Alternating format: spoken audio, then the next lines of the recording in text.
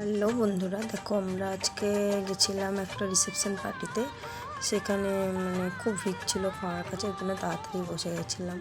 তো প্রথমে দিয়েছিল কী বলে ভেজিটেবিল চপ, তা বাবান ওটা খুব ভালো করে খাচ্ছিল। তারপরে দিয়ে গেল বিরিয়ানি, তো আমি খাইয়ে দিচ্ছিলাম, বাবানের পছন্দ হচ্ছিলো না। বাবান বলছে বারবার যে আমি একা একাই খাবো। তো আমি বললাম ঠিক আছে, তুমি অল্প করে একা একা খাও, বাকিটা আমি তোমাকে খাইয়ে দেবো। তো আমি ওকে খাইয়ে দিচ্ছিলাম বলে ভীষণ বিরক্ত হচ্ছিল। হ্যাঁ, যেহেতু ধরো বিরিয়ানিটা ছিল মাটন, যার জন্য মাটনটা ঠিকঠাক খেতে জানে না। আমি চিকেনটা ভালো করে ওকে ছাড়িয়ে দিচ্ছি, কারণ চিকেন ওখানে চাপ দিয়েছিল। চিকেন চাপ থেকে আমি ওকে চিকেনটা খাওয়াচ্ছিলাম। খুব বিরক্ত হচ্ছে, বলছে কেন খাইয়ে দিচ্ছ, আমি নিজে নিজেই খাবো। তোর খেতে বহু টাইম লাগবে, কারণ ওখানে ভীষণ ভিড়, তাড়াহুড়ো করে খেতে হচ্ছে। যার জন্য ও যেটুকু নিজে হাতে খাচ্ছে। ফাইনালি আমাদের খাওয়া হয়ে গেল। হওয়ার পর এই যে আমরা এখন আইসক্রিমটা নিয়ে চলে এসেছি। আইসক্রিমটা নিয়ে এসে আমরা সাইডে খাচ্ছি।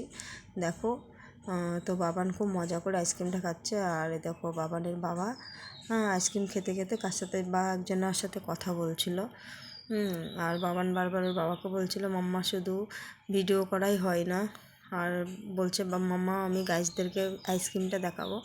তো তোমরা আইসক্রিমটা দেখো, বাবান খুব মজা করে খাচ্ছে, কারণ বাচ্চারা সবাই খেতে ধরো ভালোবাসে। যাই হোক, এইটুকুই, বাকিটা